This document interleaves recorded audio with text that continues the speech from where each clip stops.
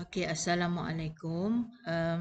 Hari ni kita tengok bagaimana nak jawab soalan. Bagaimana nak jawab soalan berdasarkan situasi diberi. Kamu kena tulis sudukut dan juga catat alif. Okey, untuk contoh yang diberi ini, okey, dia adalah penggunaan struktur kawalan pilihan bersarang. Okey, struktur kawalan pilihan bersarang ni kalau senang kamu nak faham, di mana dia ada dua syarat yang perlu dipenuhi, barulah dia akan menjadi benar ataupun pelaksanaan yang sepatutnya akan dilaksanakan. Okey, kita tengok soalan dia. Okey, pemohon ingin mengambil lesen memandu. Okey, pemohon yang ingin mengambil lesen memandu mestilah berumur 17 tahun dan juga 17 tahun dan ke atas, dan juga mesti lulus ujian bertulis. Okey, jadi dua syarat dia ialah 17 tahun dan ke atas, maksudnya 17 tahun dan ke atas dia bolehlah memohon lesen memandu, dan syarat kedua ialah lulus dengan ujian bertulis. Okey, bukan setakat umur dia saja dipenuhi, okey, dia punya ujian bertulis pun perlulah dia lulus. Okey, macam mana nak jawab soalan ni? Okey, senang saja. Jadi kita nak tahu dia benar atau tidak benar, kita kena uji syarat dia lah. Okey, mula-mula sekali kita akan masukkan umur. Okey, mula. Okey, masukkan umur nombor 1. Okey, kemudian dalam sudukut mesti ada perkataan mula dah. Wajib ada perkataan mula. Okey, kemudian masukkan umur. Jadi dia kata jika umur ialah lebih besar, dia kata lebih 7 tahun dan ke atas, maksudnya lebih daripada 17 tahun lah. Jadi kita gunakan simbol yang ini. Okey, 17. Semak sama ada lulus ujian. Jadi dia akan semak. Kalau umur dia uji dulu syarat umur dia. Kalau umur 17 tahun, barulah dia semak ataupun dia buat perkara yang ni. Okey, ini kita sampaikan dia sebagai 3.1. Okey, jika umur dia begitu, umur dia 17 tahun ke atas, dia akan semak ujian bertulis. Okey, kemudian dia uji pula syarat. Ini 3.1.1. Jika lulus ujian bertulis, okey, kalau lulus ujian bertulis, maka dia akan paparkan. Okey, anda boleh mengambil lesen memandu. Okey, jika tidak, okey, maksudnya dia tak lulus. Okey, kalau tidak, apa yang dia buat adalah dia akan paparkan anda tidak boleh ambil lulus. Jadi tamat jika. Okey, bila tamat jika sini, ni tamat jika untuk jika yang untuk 3.1 tadi. Okey, 3.2. Okey, maksudnya bila sampai sini dia akan buat salah satu daripada ni, antara 3.1 ataupun 3.11 ataupun 3.12. Okey, dia akan pilih salah satu. Okey, lepas tu dia akan tamatlah jika ni. Okey, so bila dia tamat jika, maksudnya dia akan ambil keputusan dalam ni, sama ada boleh ambil lesen memandu ataupun tidak. Okey, tamat jika, dan dia akan terus pergi ke bawah tamat. Okey, jadi jika tu tadi kalau umurnya lebih daripada 17 tahun, maka dia akan laksanakan yang ni. Perkara ni dia akan laksanakan. Okey. Tetapi jika umur dia bukan 17 tahun ataupun umur dia 16 tahun ke bawah, maka dia akan buat yang ini. Okey.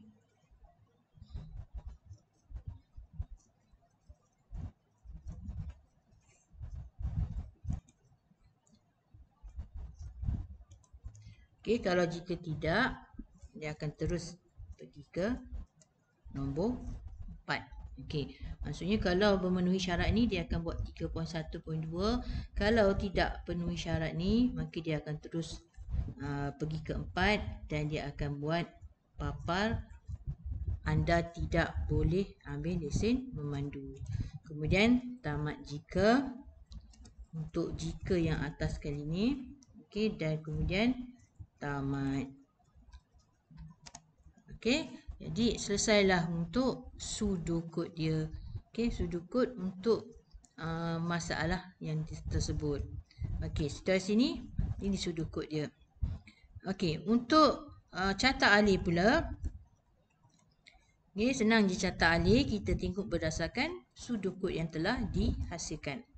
Okay, contohnya ada mula, sama juga ni carta alih, dia kena ada mula dan juga tamat. Okay, masukkan umur, okay, simbol dia kamu kena pastikan dia betul simbol. Okay, simbol untuk input ialah tanda segi 4 sengit ni. Okay, dia ada nama dia. Okay, simbolnya beginilah untuk input dan juga output. Okay, kalau papar ni maksudnya dia output lah. Okay, jadi dia pun semak. Okay, kalau dia semak ataupun ada struktur kawalan sama ada jika ataupun for ataupun while, okay, maka dia akan gunakan segi digunakan tanda diamond ni. Okay, simbol diamond ni. Okay, jadi dia buat syarat. Dia tulis syarat dalam ni. Kalau ya dipenuhi, so dia akan apa dia buat tadi? Dia akan semak sama ada lulus ujian bertulis. Jadi tulis sini je. Okay, jadi semak dia tentukan kalau lulus papar anda boleh ambil lesen. Kalau tak lulus anda tidak boleh ambil lesen. Okay. Jadi hak tu untuk yang atas ni. Okey, kalau ya dia akan buat step by step ni. Okey, kalau ya dia akan buat yang ni, kemudian dia uji. Kalau ya dia akan keluar sini. Okey, kalau tidak pada ujian yang maksudnya pada semakan kali kedua tu sama ada ujian lulus ataupun tidak. Okey, kalau tak lulus dia akan terus papar anda tidak boleh ambil lesen. Selepas tu dia akan terus keluar sistem. Okey, tetapi kalau umurnya adalah bawah daripada 17 tahun, dia tidak akan pergi kat sini. Okey, ruangan ni dia tak akan pergi. Dia akan terus dia keluar mesej anda tidak boleh ambil lesen. Okey, ini adalah contoh dia punya carta alih dia. Okey, carta alih untuk situasi yang diberi. Okey, ingat bila struktur kawalan pilihan bersarang, dia ada dua syarat yang dipenuhi. Okey, yang ni contoh soalan, dia ada dua syarat yang perlu dipenuhi. Okey, mungkin ada situasi di mana dia bukan dua syarat tapi mungkin tiga syarat yang dia perlu penuhi. Okey, contohnya yang ni lah, yang ni dia untuk setakat dua syarat sahaja. Okey, kita tengok contoh soalan. Berdasarkan situasi berikut, hasilkan sudukut dan juga carta alih. Okey, untuk memasukkan untuk masuk dalam satu sistem maklumat murid, pengguna perlu ni tak ada pengguna perlu memasukkan username dan password yang betul. Okey, sekiranya salah satu adalah salah, sistem akan memaparkan username atau password adalah salah. Okey, jadi dia akan semak dua perkara. Mula dia akan semak username. Okey, kemudian dia akan semak password. Okey, jadi cara nak buat sudukut tu sama seperti kamu buat macam contoh soalan tadi, iaitu kita mulakan dengan mula.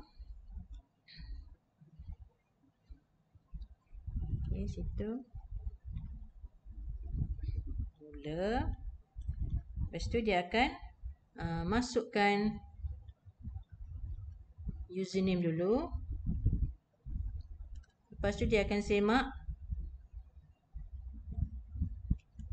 Okey, jika username betul, maka dia akan apa? Okey, dia akan semak password. Okey, kemudian jika password betul, maka dia akan paparkan apa? Selamat datang contohnya. Anda boleh masuk sistem. Contoh kan. Okey, jika tidak, maksudnya kalau password salah, jika tidak, papar apa?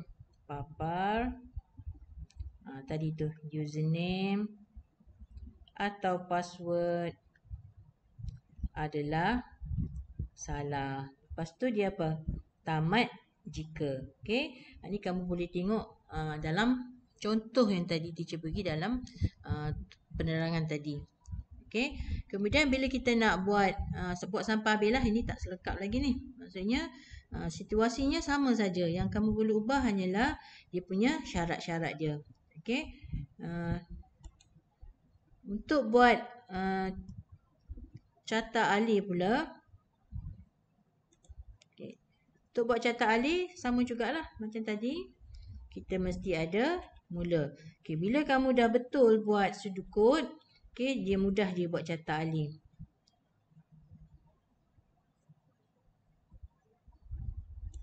Okay, contohnya dia buat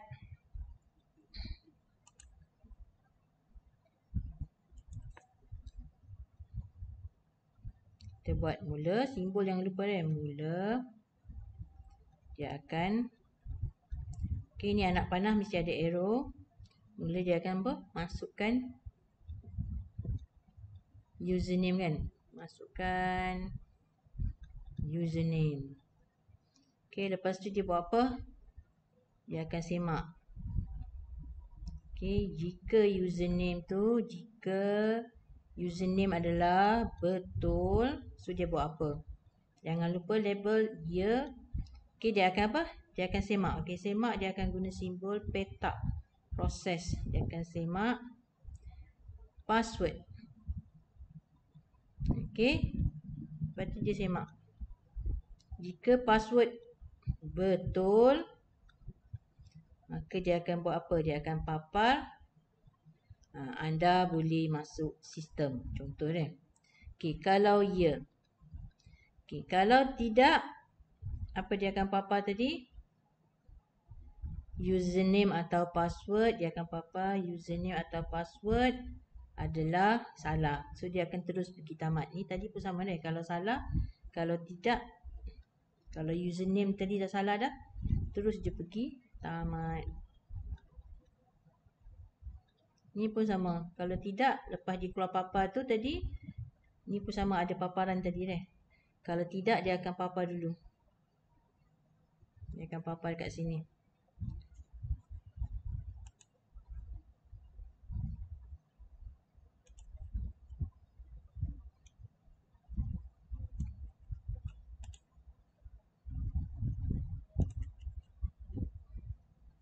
Okey, dia akan papar username atau password adalah salah. Okey, ni kalau kamu tak nak buat dua pun boleh. Kamu boleh tidak ni, kamu boleh terus je direct kat sini. Boleh juga. Okey, yang ni, lepas tu barulah di bawahnya adalah tamat.